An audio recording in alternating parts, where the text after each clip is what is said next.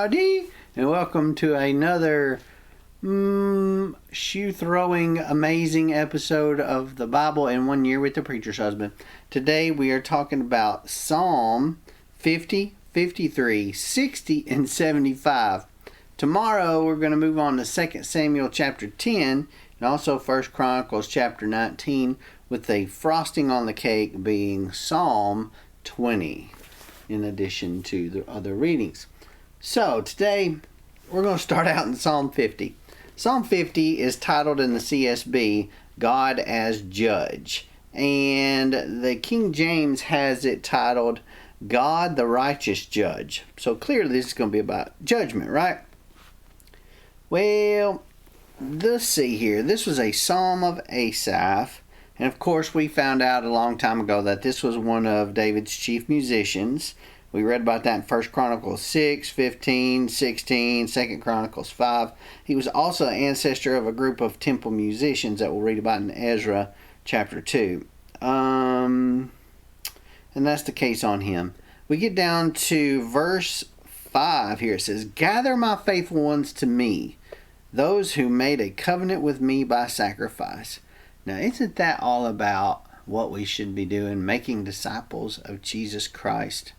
Gather my faithful ones to me, those who made a covenant with me by sacrifice. Wow, what's that sacrifice mean in there?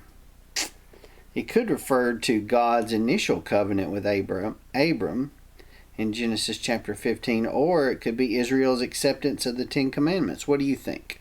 What do you think that sacrifice is? We move on to verse 21. It says, You have done these things, and I kept silent. You thought I was just like you, but I will rebuke you and lay out the case before you. Verse 22, Understand this, you who forget God, or I will tear you apart, and there will be no one to rescue you. So, if you rebuke God, how will anyone ever come to rescue you? Is the question here. Didn't Jesus say, no one comes to the Father except through me? So if you refuse to obey, you refuse to go to God, if you rebuke God, how will you ever get to heaven? How would you ever be saved? And the short answer is you won't. And God will make sure that you do not. So let's go to Psalm 53. It's our next psalm here. Now 53 is titled A Portrait of Sinners in the CSB. In the King James it says Folly of the Godless and the Restoration of Israel. I really like that title. Verse 1 it starts out and says, well, let's do the title. It says, For the choir director on Mahalath, a maskil of David. We know what a maskil is. Mahalath, though, this may be related to a Hebrew word meaning sickness. It is unclear whether it refers to a song tune or a musical form, though. Now, verses 1 through 4 of this psalm, they're essentially the exact same verses as Psalm 14, 1 through 4. If you want to read that one, you'll be reading the same first 4 verses. Verse 3 and 4 and 5 and 6, pieces of them stuck out to me. The very beginning, verse 1, the fool says in his heart, there is no God. I agree with that. Verse 3, all have turned away, all alike have become corrupt. There is no one who does good, not even one. Not out of all the corrupt, there's not. Verse 4, will evildoers never understand? Sometimes they come around, I think, but sometimes they don't. They do not call on God. That is true. That is true. Verse 6, that Israel's deliverance would come from Zion. When God restores the fortunes of his people, let Jacob rejoice, let Israel be glad. There's definitely ends on a high note in that psalm. So we're going to move on to Psalm 60. Psalm 60. As we get to Psalm 60, it's titled Prayer in Difficult Times. There's a lot of difficult times these days, isn't there? The King James Version says, urgent prayer for the restored power of God. All right. Now, right off the bat, the title here for the choir director, according to the Lily of Testimony, a Michtam of David for teaching when he fought with Aram Naharaim and Aram Zobah and Joab. returned and struck Edom in Salt Valley, killing 12,000. Now, the Lily of Testimony was perhaps a known song tune of the time. And, of course, we know about Michtam. We've talked about that before. The additional term here in this title, though, teaching, indicates that this psalm had the purpose of instruction. Although it's not specifically a wisdom psalm, according to its form, the historical setting here is quite specific about an incident in David's life. And that incident is found in 1 Chronicles 18, verses 3 and 12. And we read that yesterday.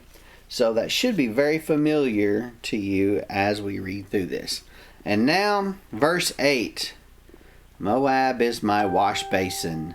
I throw my sandal on Edom. I shout in triumph over Philistia. So what does it mean? I throw my sandal on Edom. Have you seen anything in the news in the last couple decades about somebody getting a shoe thrown at them? I remember somebody getting a shoe thrown at him. Remember George Bush when he was getting a shoe thrown at him there? Look there's he dodging. Boy, he's got some moves, don't he? He's quick. This is a painting that an artist painted about the incident. Got through both of his shoes at him. When George Bush was interviewed about it, he said, all that I can report on is that it was clearly a size 10. That's all he said. I love that guy.